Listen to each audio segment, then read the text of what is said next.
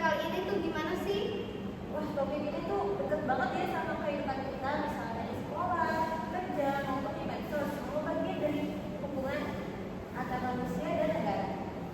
Benar banget, apalagi sekarang dunia digital itu tanpa batas. Semua orang bisa ngomong, bisa berpendapat di situ. Tapi apakah semua itu udah mencerminkan demokrasi yang sehat? Nah, itu dia. Kita juga gak cuma bahas materi aja di sini, tapi kita bakal mainkan sama pengalaman pribadi dan juga kasus nyata biar pembahasannya itu lebih hidup.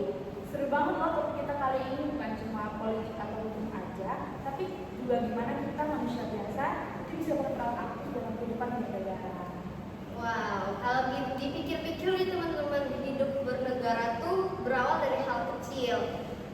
Manusia itu makhluk sosial, gak bisa hidup sendiri. Dari situlah lahir nilai-nilai sosial yang akhirnya jadi dasar terbentuknya negara. Gimana Desra? Oh iya, itu betul. Dari situ juga muncul kesadaran soal hak dan kewajiban loh. Kadang kita sibuk menuntut hak pengen fasilitas lah yang bagus, bebas berpendapat, diperlakukan adil, tapi lupa kalau kita juga punya kewajiban bukan buat taat aturan dan menghormati hak orang lain juga loh. Setuju banget. Hak dan kewajiban itu kayak dua sisi mata uang, nggak bisa dipisahin. Kalau satu diabaikan, keseimbangan kehidupan bernegara itu bisa rusak. Nah, aku jadi ingat waktu di sekolah dulu pas pemilihan ketua OSIS. Semua bebas memilih dan kampanye, tapi banyak yang asal pilih tanpa tahu visi misinya.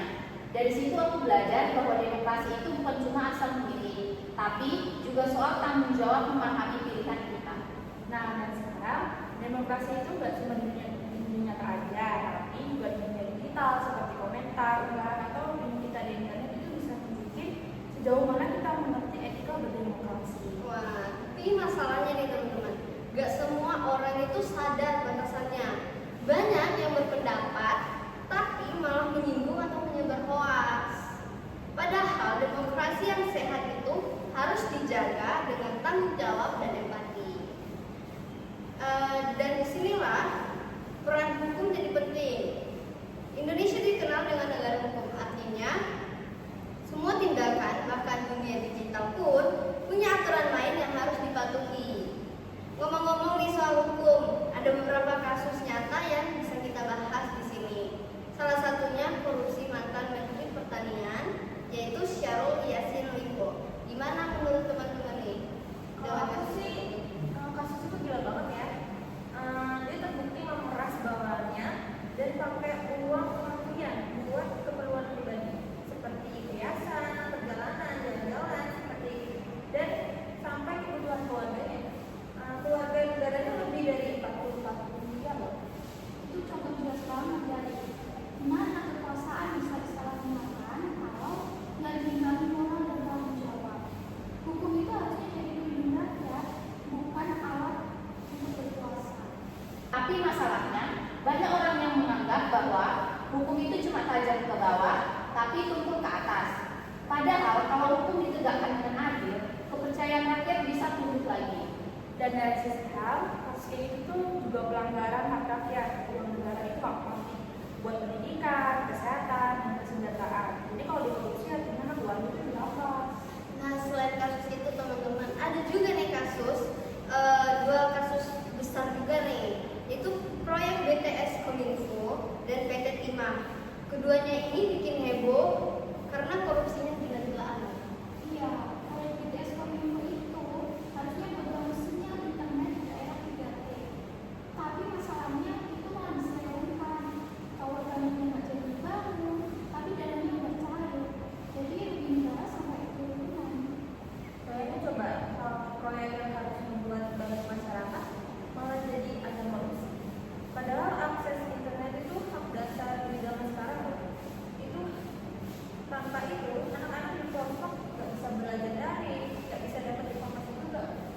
Dan kasus PT Timah juga gak kalah parah. Penambangan ilegal bertahun-tahun itu membuat kerugian negara sampai ratusan triliun dan merusak lingkungan. Hukum kayaknya baru jalan setelah kasusnya viral di media sosial.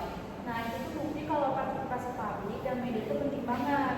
Demokrasi itu gak cuma di TPS aja, tapi juga di ruang digital. Kita masyarakat berani bersuara, mengawal keadilan, dan menuntut transparansi. Wah, benar banget tuh teman-teman.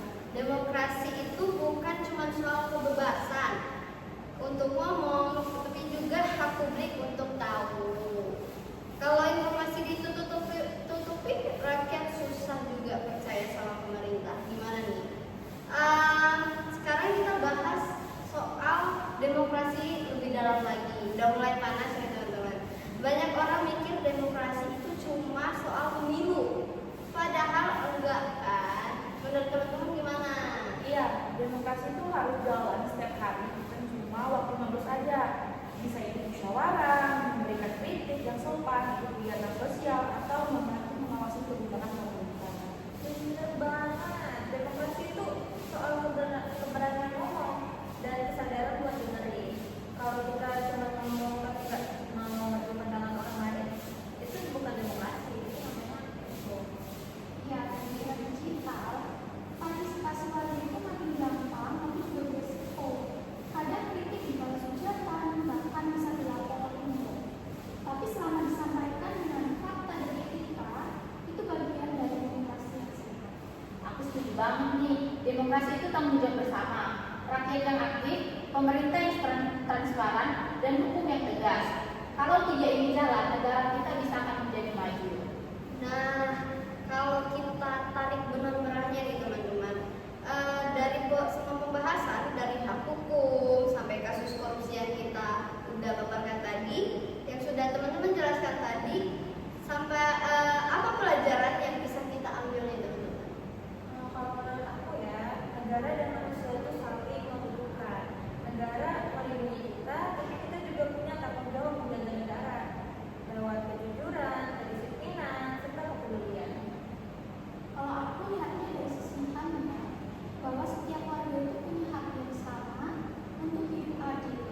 Tapi semua itu cuma bisa terwujud kalau hukum ditegakkan tanpa pandang bulu.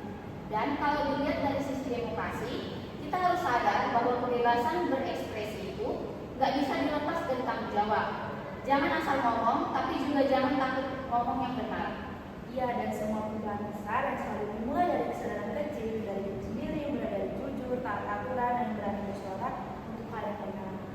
Wah, luar biasa banget nih teman-teman diskusi kita hari ini. Dari obrolan kita kali ini, kita belajar bahwa hak tanpa kewajiban melahirkan keserakahan, kekuasaan tanpa hukum melahirkan penyalahgunaan, dan demokrasi tanpa partisipasi rakyat melahirkan ketidakadilan. Menjadi warga negara berarti menjaga keseimbangan antara hak dan tanggung jawab. Hukum, HAM, dan demokrasi cuma bisa hidup kalau manusianya sadar dan beretika. Gimana menurut teman-teman kali ini? Setuju banget sih, Nel. Demokrasi itu bukan bangunan, tapi tanggung jawab kita semua. Ya, dan mulai sekarang, yuk kita menjadi warga negara yang aktif, tetapi tetap sopan dan juga bertanggung jawab. Kalau bukan kita yang jaga negara ini, siapa lagi?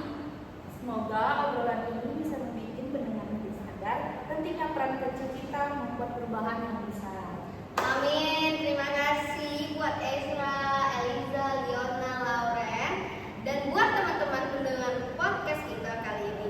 Tetap kritis, jujur, dan berani bersuara untuk kebaikan bangsa. Sampai jumpa